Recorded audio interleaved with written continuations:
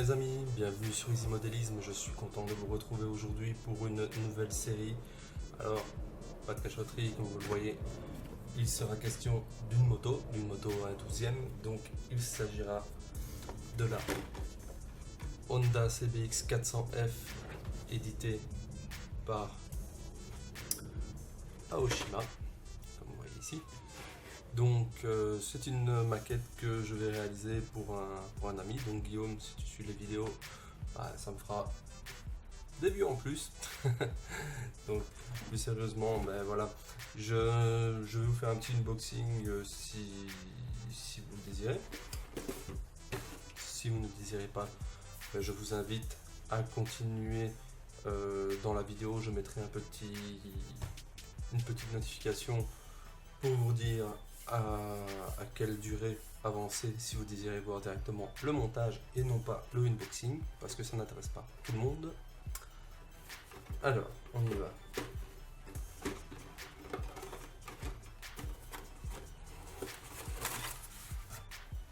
Alors, qu'est-ce qu'on a dans la boîte? Bien évidemment, la notice. Alors la notice, pour l'avoir déjà un petit peu parcouru, et bien malheureusement elle n'est pas très claire, c'est-à-dire qu'on a parfois beaucoup d'étapes sur le même schéma, sur la même vue, donc c'est pas toujours très clair. En plus, bon voilà, moi j'ai la malchance d'avoir une notice qui n'est pas du tout traduite en français. Il n'y a rien du tout en français, quelques phrases d'anglais par-ci par-là, sans plus. Bon, après sinon c'est assez bien schématisé, il n'y a pas de problème. Voilà. Alors nous avons une petite grappe blanche avec les pièces de carrosserie, donc pas grand chose sur cette moto, hein. Donc la garniture de selle arrière, le réservoir en une seule pièce, ça c'est pas mal, le garde-boue ainsi que les deux caches latéraux. Alors les pièces chromées, donc comme vous voyez ici il en manque, c'est tout à fait normal parce que j'ai déjà commencé le montage.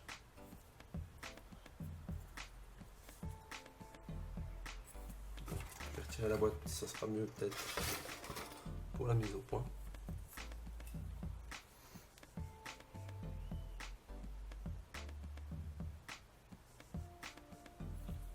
Alors que dire au niveau de ces pièces chromées? Ça va, le chrome est très beau, moi je trouve qu'il est même beaucoup plus joli que ce qu'on trouve sur certaines maquettes Tamiya. Moi sur certaines maquettes Tamiya, je n'aime pas du tout le chrome parce qu'il fait parfois un petit peu trop caca et un petit peu trop jouet. Et parfois il a tendance à empiéter sur la qualité, sur la finesse en tout cas des détails. Il vient un petit peu faire un effet pâté comme ça. Or que ici je trouve pas du tout. Je sais pas si vous arriverez à voir ici les carbus. Ils sont très bien moulés, les carbus.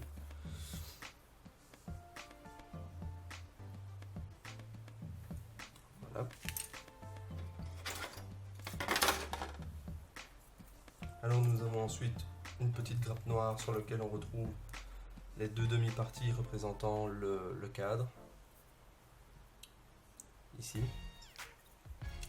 Qu'est-ce qu'on y trouve d'autre? Des éléments de suspension ainsi que des caches, et ça doit être le boîtier de la boîte à air. Alors, justement j'avais pas été voir beaucoup plus loin. Et voilà, quand je vous dis chrome un petit peu jouet, cette grappe-ci malheureusement n'est pas du même prix que l'autre. Comment je peux dire ça? C'est un chrome qui fait très jouet selon moi. Donc c'est pas exclu que de toute façon je colle les éléments, que je les fasse partir dans un bain d'eau de javel pour enlever ce chrome justement et peut-être passer de la clade ou quelque chose en tout cas de plus réaliste à mon goût. Donc sinon, il s'agit d'une moto avec 2 pots d'échappement. Donc on a 2 demi-parties d'échappement à chaque fois. Ici on a le collecteur d'échappement.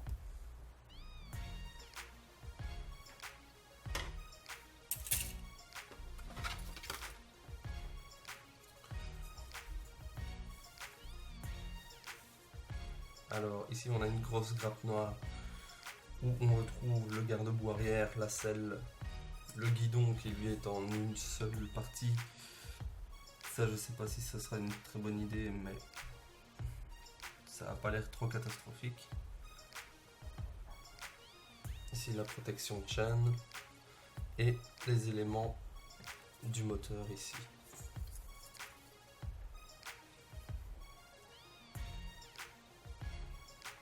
Donc je ne sais pas si vous arrivez à vous faire une petite idée à l'image, mais en tout cas c'est très finement moulé. C'est un très beau kit je trouve jusqu'ici. Alors il reste aussi une grappe, il s'agit d'une grappe avec une grappe transparente, donc avec l'optique de phare ainsi que le feu stop et à mon avis oui, les clignotants. Oui, clignotant avant, clignotant arrière. Ah. Alors on retrouve aussi dans ce kit du vinyle souple comme ceci, qui va nous permettre de réaliser le câblage, notamment câblage de bougies je pense, ainsi que les câbles qui représentent les durites de frein.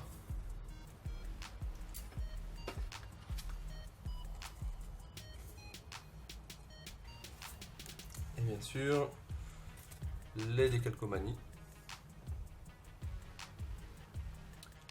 Donc au niveau de la peinture, j'ai pas encore bien étudié la notice, mais je pense qu'au niveau de la peinture, il suffira donc d'appliquer une peinture blanche, donc ce sera un blanc pur brillant.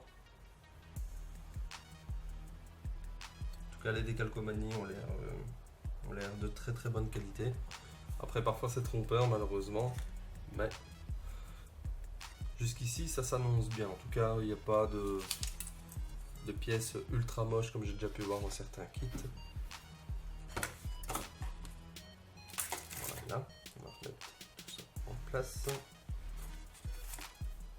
Je vais garder ma petite notice. Hop. Alors au niveau de ce qui a été fait, donc il y a tout d'abord la roue arrière ainsi que le bras oscillot et la chaîne. Alors en ce qui concerne la chaîne, je n'ai pas encore fini, je dois faire un repiquage des maillons et vous le voyez.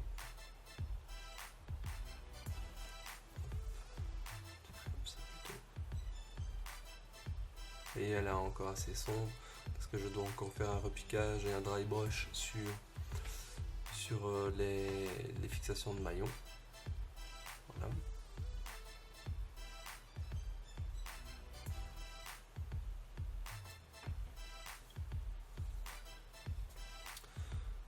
Alors, qu'est-ce que j'ai fait d'autre? Et j'ai également fait la roue avant. La roue avant donc avec sa flasque de frein, la fourche et les tubes.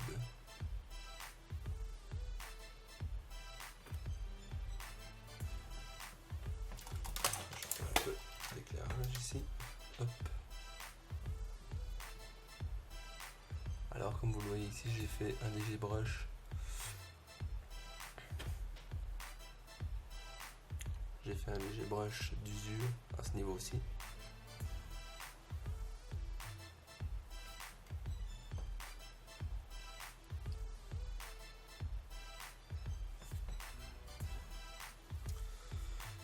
Voilà, donc c'est tout pour cette première partie, cette première vidéo, donc, qui est plus destinée à vous faire découvrir un petit peu le kit et ce qui a été fait. Dans la prochaine vidéo, on verra un petit peu plus, on me verra en tout cas plus travailler. Donc la prochaine étape concernera l'assemblage, donc l'assemblage, la mise en peinture du moteur. Et si j'ai le temps, son câblage. Donc je vous dis à très bientôt pour la suite de ce montage. J'espère qu'il vous intéressera en tout cas. Je vous dis à très bientôt. Salut!